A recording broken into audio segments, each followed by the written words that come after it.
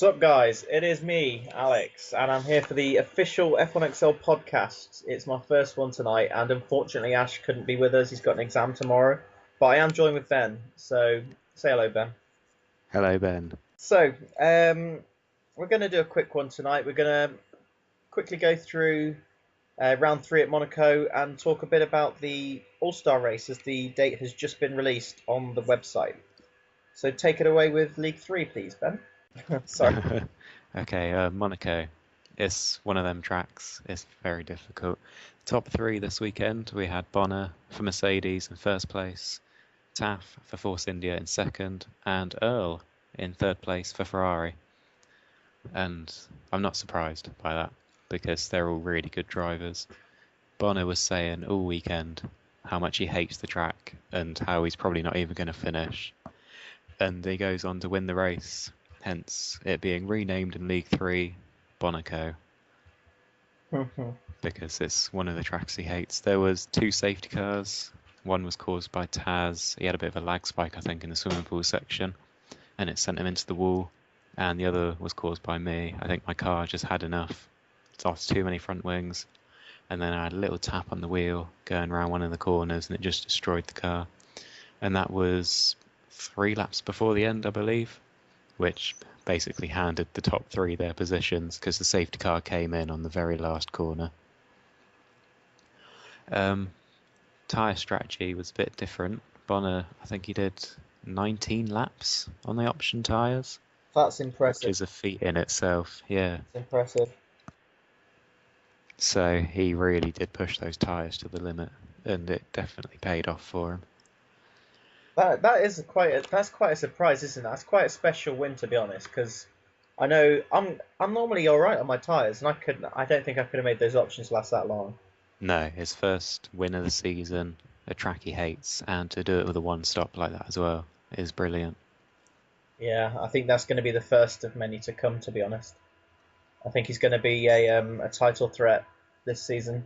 Yeah, well, you think back to last season, I think it was every race actually, after the little mid-season break, he was on the podium.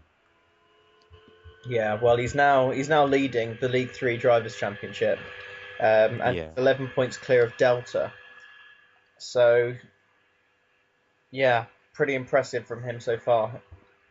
3 rounds, 2 podiums, and a race win. So 51 points as well.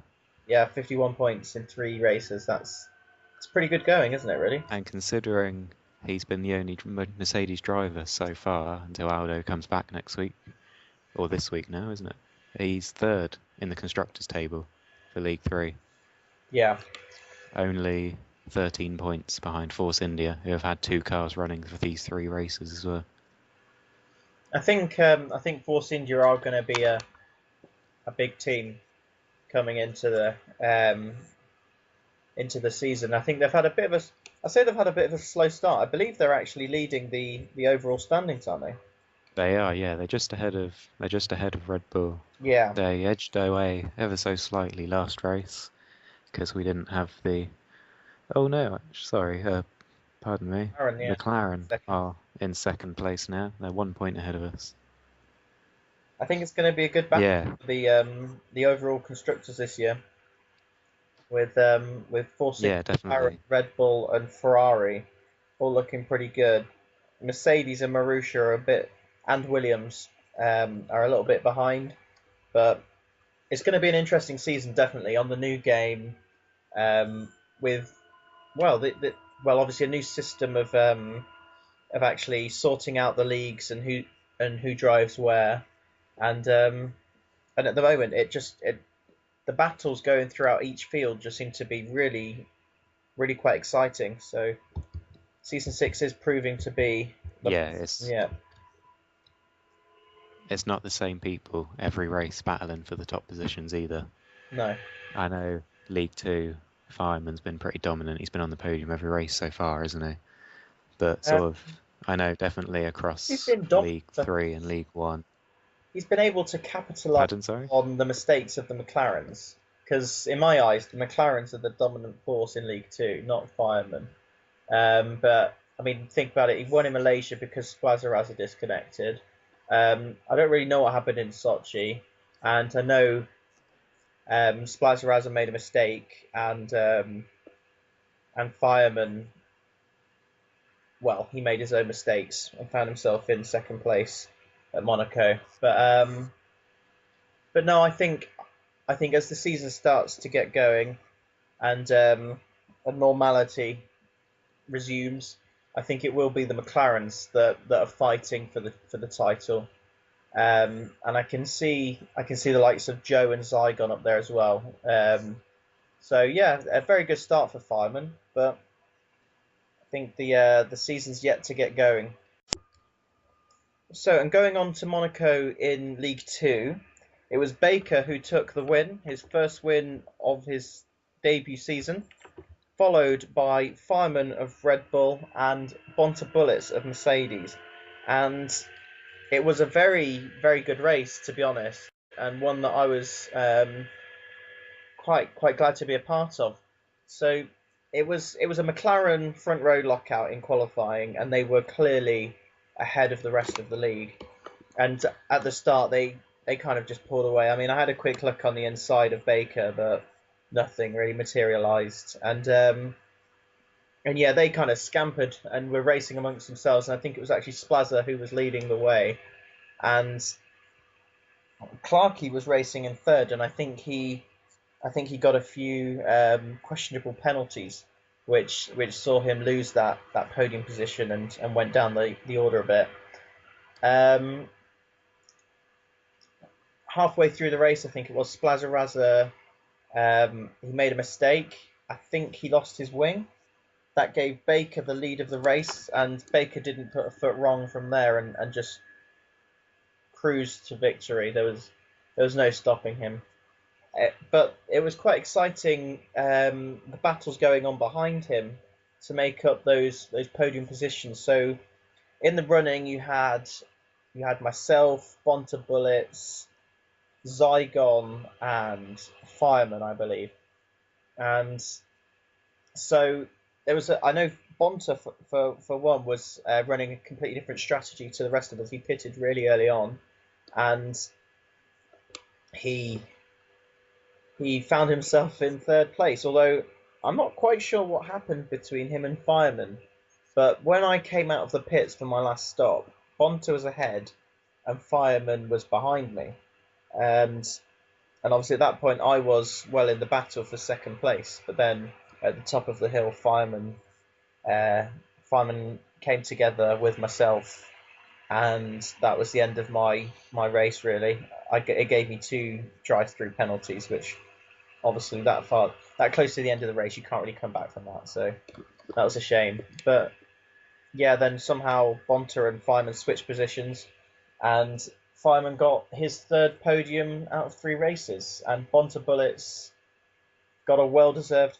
third. He's really showing this season that he's in it to win it.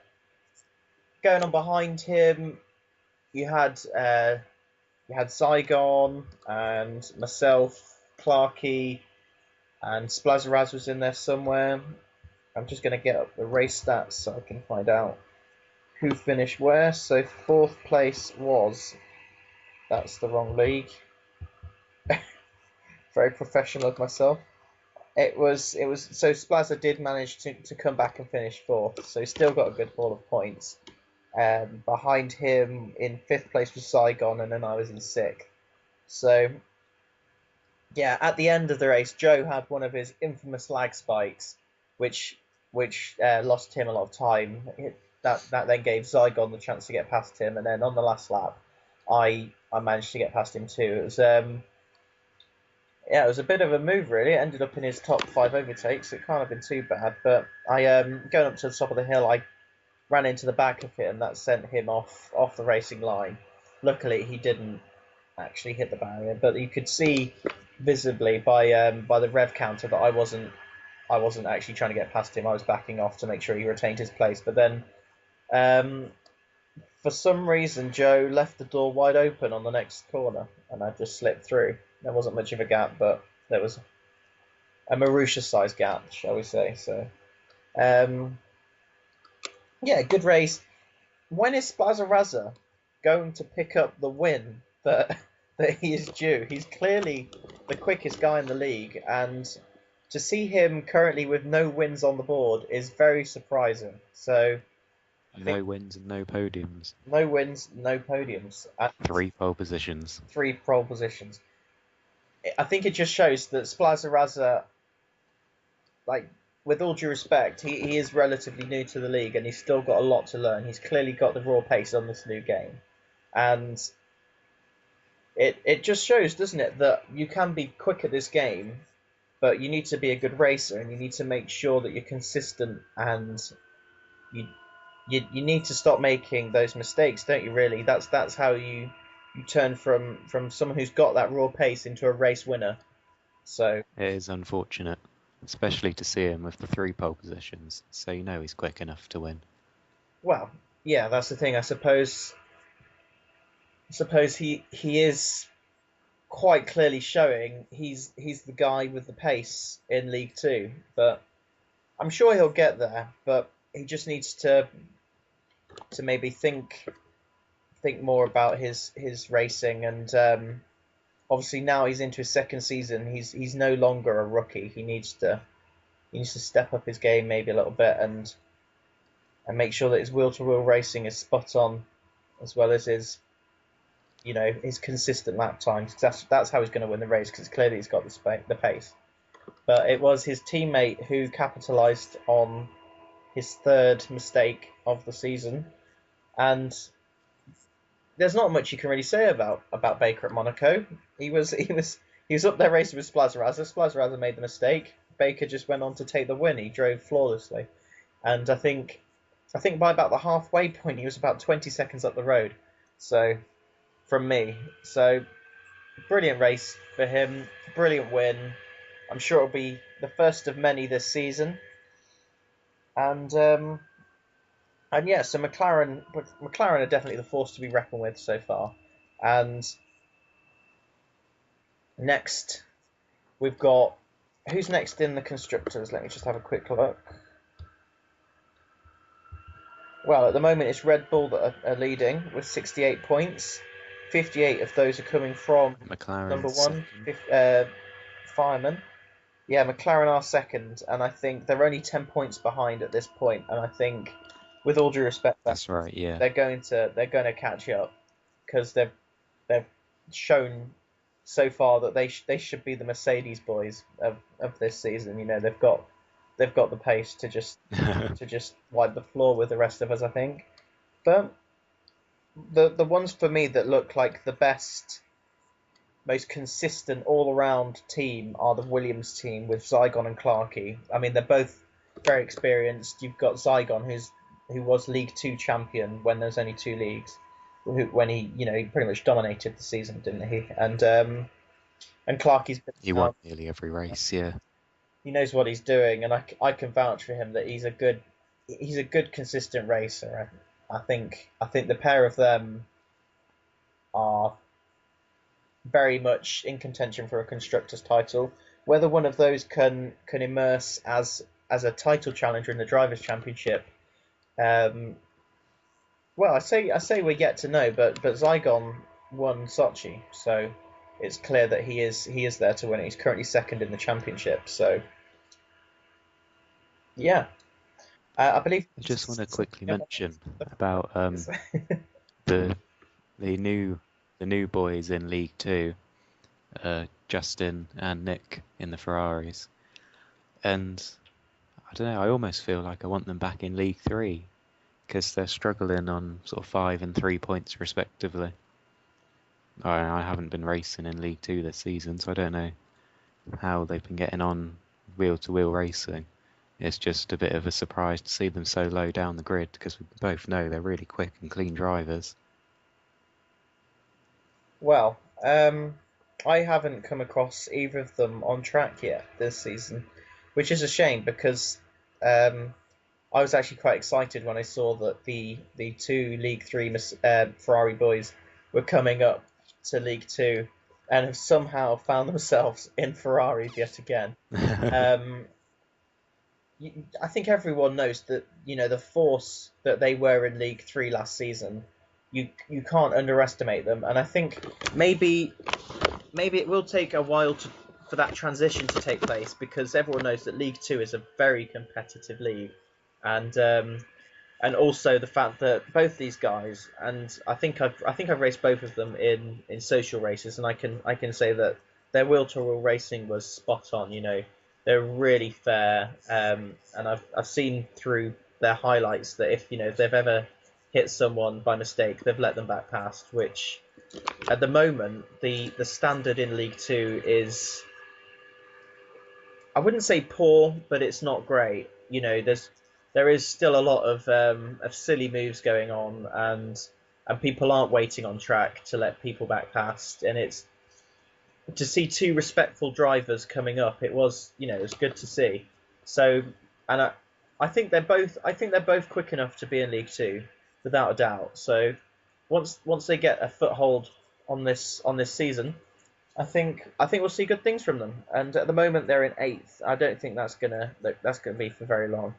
So watch out for them in the future. That's all I'll say. League One got Sweaty Metroid at the top of the drivers' standings at the moment. But funnily enough, I think Swain won in Monaco, didn't he? Surprise, Swain for surprise! The Ferrari. street race master won at Monaco. Yeah, Fastest lap, most points.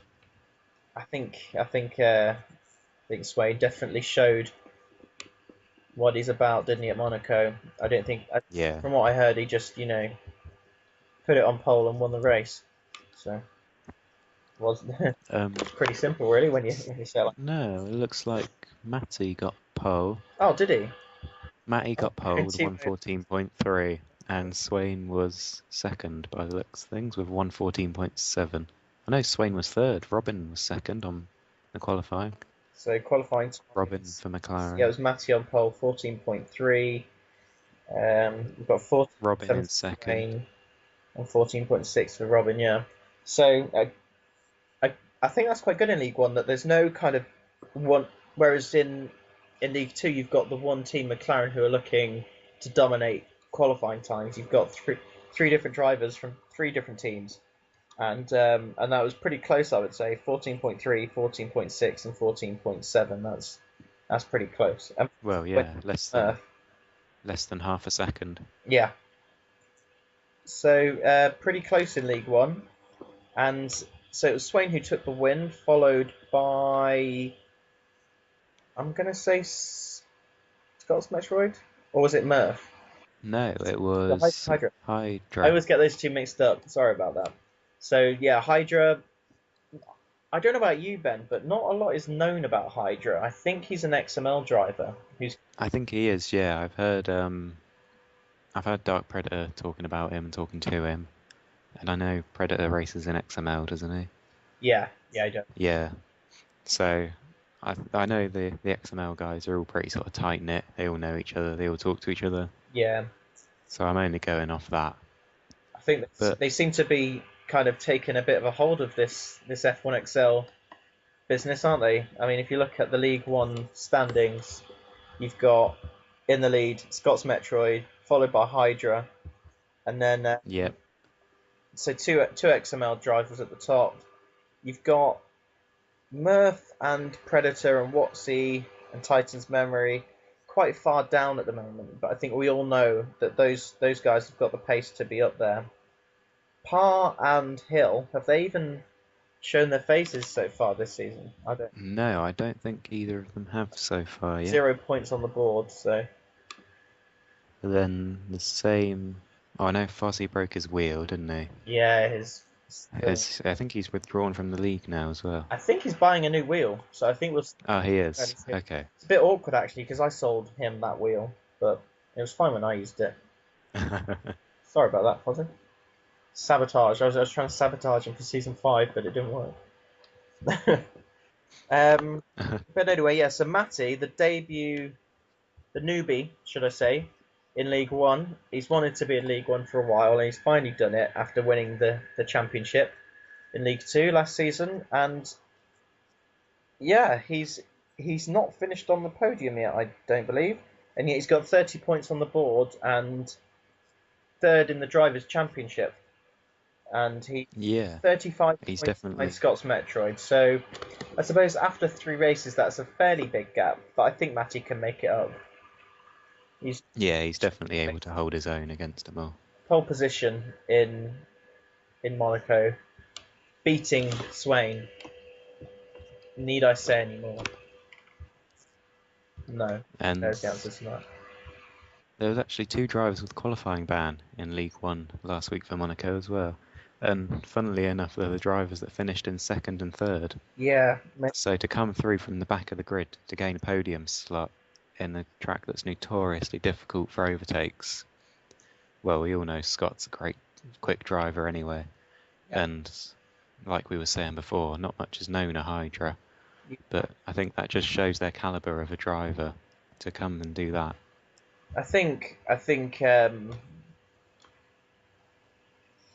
yeah, by XML kind of coming into this league, they've definitely showed that there's a high skill level there. But I suppose at times their will to will racing has been questioned by other F1XL members. But the pace is definitely there, and they're showing to go from last to podium at Monaco is, well, that's something pretty incredible.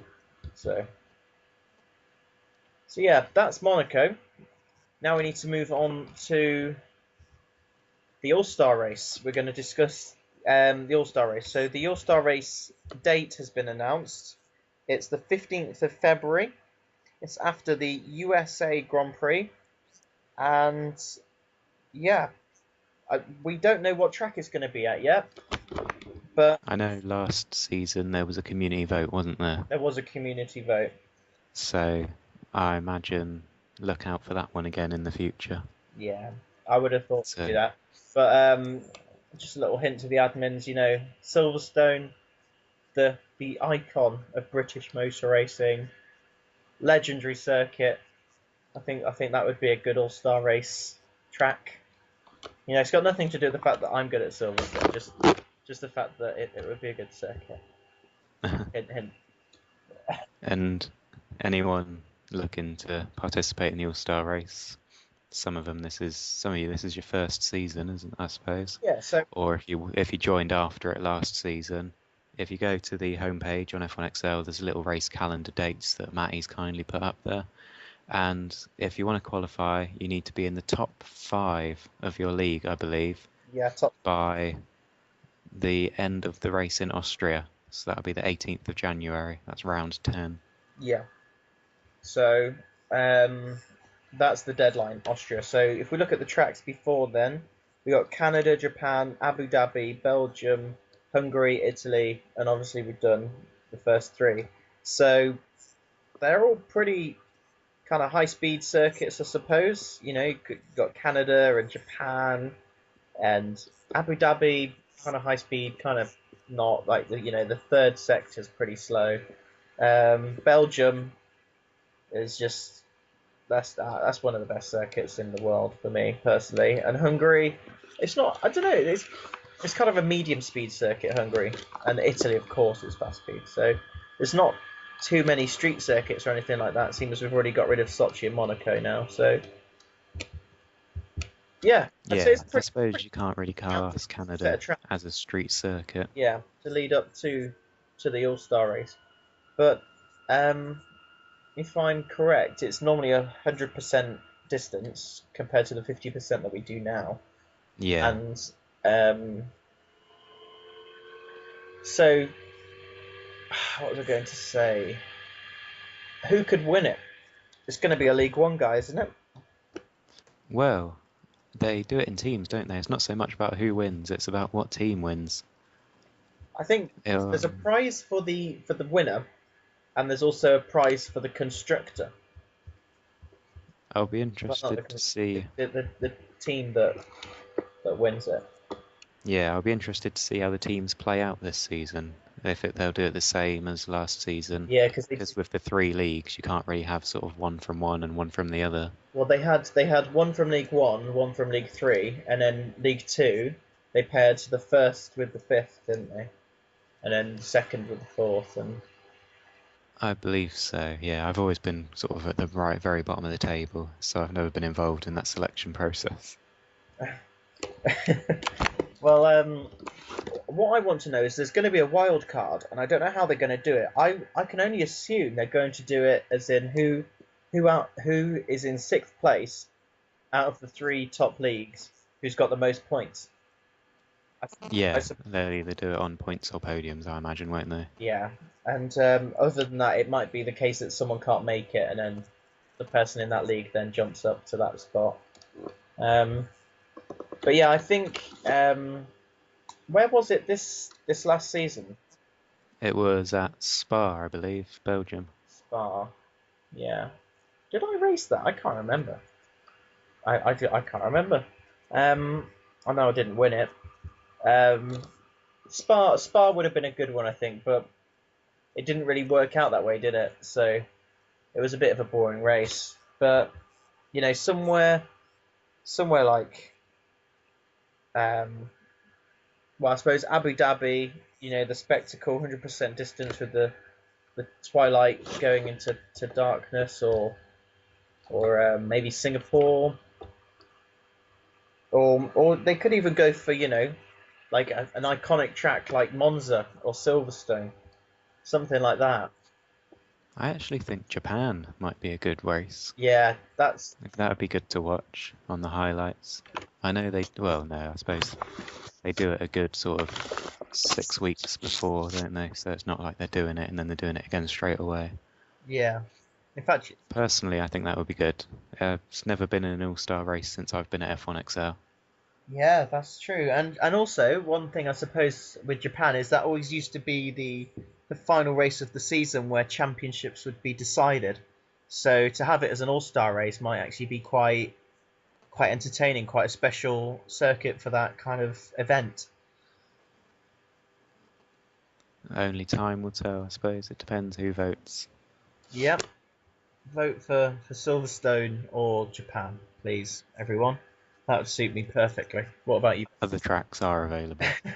What would be your if you can qualify for the All Star race? What would If I you like was for? racing, I would like either China or Brazil. Oh, Brazil would be good. Brazil would be good. I'm not a fan of China. Uh, I do enjoy a good Chinese Grand Prix. I quite like a Chinese takeaway. I'd prefer one of those, yeah. So, what do you like about the Chinese circuit, man? It's a nice fast track. If you can get, I can't remember what corner it is. It's just as you come out of sector one.